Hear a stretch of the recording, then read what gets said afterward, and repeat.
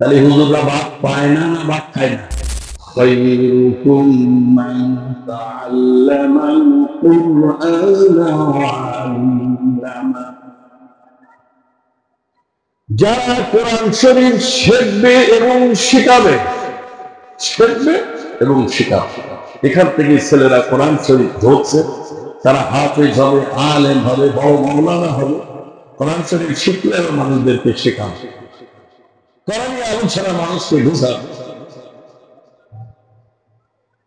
আমার আসমানের নিচে জমিনের মধ্যে এর চাইতে দামি মানুষ, ভালো মানুষ আল্লাহর জমিনে আর না।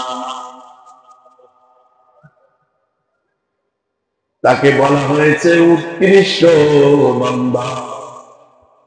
যারা কোরআন শেখে, মানুষকে শেখায়, তারাই হলো সমাজের, দেশের সবচেয়ে উৎকৃষ্ট আল্লাহর দরবারে প্রিয় বান্দা। সুবহানাল্লাহ। আমরা অনেকে মনে করি কোরআনের সঙ্গে সম্পর্ক করলে, ছেলেদের আলেম বানাইলে সবচাইতে নিকৃষ্ট বান্দা হবে, কারণ তাদের বেতন দেখি সবচাইতে কম। সাধারণ একটা মানুষ বিভিন্ন চাকরি বাকরি করলে অনেক টাকা বেতন পায়, মাদ্রাসায় চাকরি করলে, মসজিদে চাকরি করলে বেতন পায় খুব কম, সীমিত, যেটা অনেকেই ধারণাই করতে পারে না।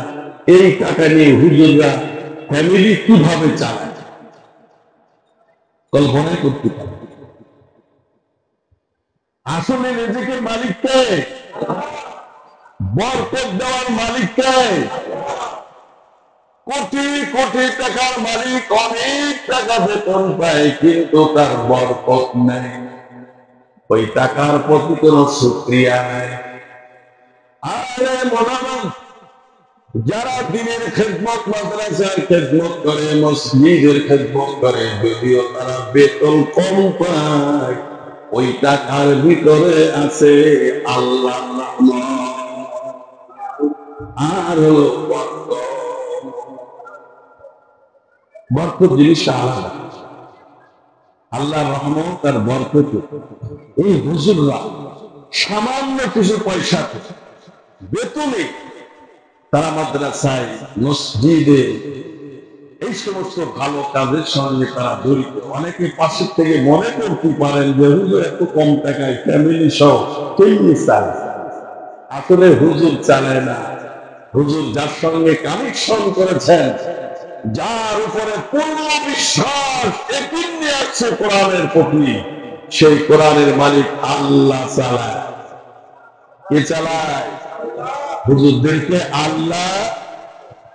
যাই দেখেন আপনাদের চাইতে সুরতে, সিরাতে, লিবাসে, পোশাকে একজন হুজুরের দিকে তাকাইলে যেরকম নাদুস নুদুস চেহারা ছিল দেখা যায়, আপনারা লক্ষ লক্ষ টাকা আয় করতে পারেন, কিন্তু সেই চেহারার সঙ্গে চেহারা মেলে কত, ঠিক না ঠিক?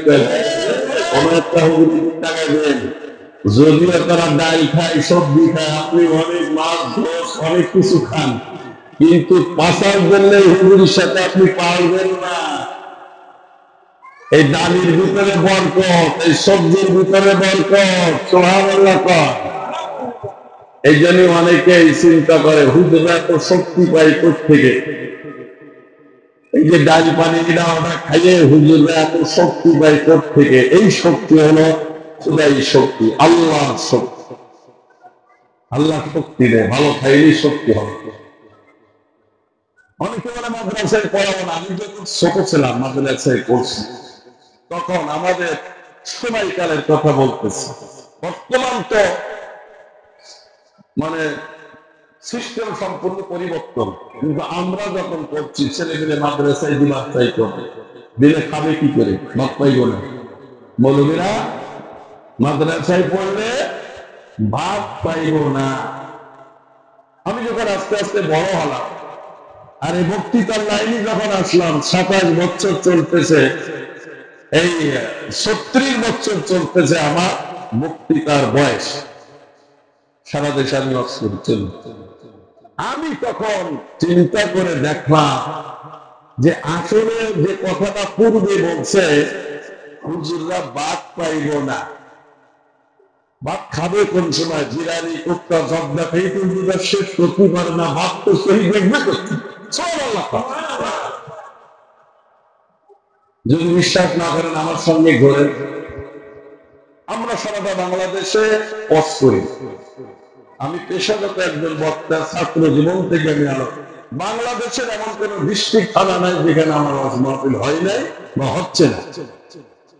যেখানে যাই, আমি ডায়াবেটিসের মানুষ। অনেকে বলে হুজুর কি খাইবেন? আমি বলি ভাই আমি ডায়াবেটিসের মানুষ, বেশি কিছু খাবো না, একটু ভর্তা, একটু শাক সবজি, একটু ডালটা ভুনা করে দিয়ে, এইটা হলো আমার খাদ্য, এইটা হলো আমার শরীরের খাদ্য এখন বর্তমান। হুজুর হাসিয়ে দেখে হুজুর একটা কথা কইলেন, এই শাক সবজি ডাল ভাত আপনি আমাকে আসবেন, আসেন না, একদিন আসবেন, এইগুলো খান।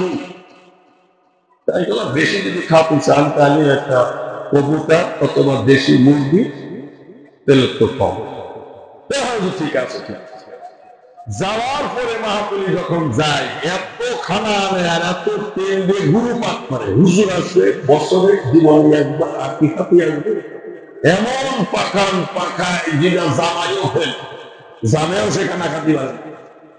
দেখা বলেন গোস্ত, গরু গোস্ত, খাসি গোস্ত, মুরগি গোস্ত, দই মই দিয়ে সে শাকও নাই, ভর্তাও নাই, সবজিও নাই। সুবহানাল্লাহ কইলেন কি করে? বাদ তো দেয় না, বিরিয়ানি পাক করে। আমি বিরিয়ানি দেখতেই পারি না। যেরাম সতীনের ভিতরে হিংসা একটা আছে না, বিরিয়ানি দেখলে আমার নাকি হিংসা লাগে, খাইতে পারি না। সুবহানাল্লাহ কইলেন কি? তাহলে হুজুররা বাদ পাইব না, হুজুররা বাদ খাই না, খাবে কোন সময়? তারপরে গোস্ত, রোজ কত কিছু যেটা জামাইও পায় না, এই আদরের গুলার মতন হুজুরদের খাওয়াই। এই জন্য আমি অনেক সময় বলি, এটা আল্লাহর মেহমান, এটা হলো দুনিয়ার গুলা, আখিরাতের গুলা। সুবহানাল্লাহ। আমার সঙ্গে যে সকল খাবেন বলুন থাকে, আমি তো জন্মের খাওয়াটা আমি তো খাইতেই পারি। খাওয়া তো ডাক্তারের বন্ধ, শরীরের জন্য বয়স বেশি, এগুলোর থেকে আমি চলতে। তাহলে হুজুররা ভাত পায় না, না ভাত খায় না? হ্যাঁ, ভাত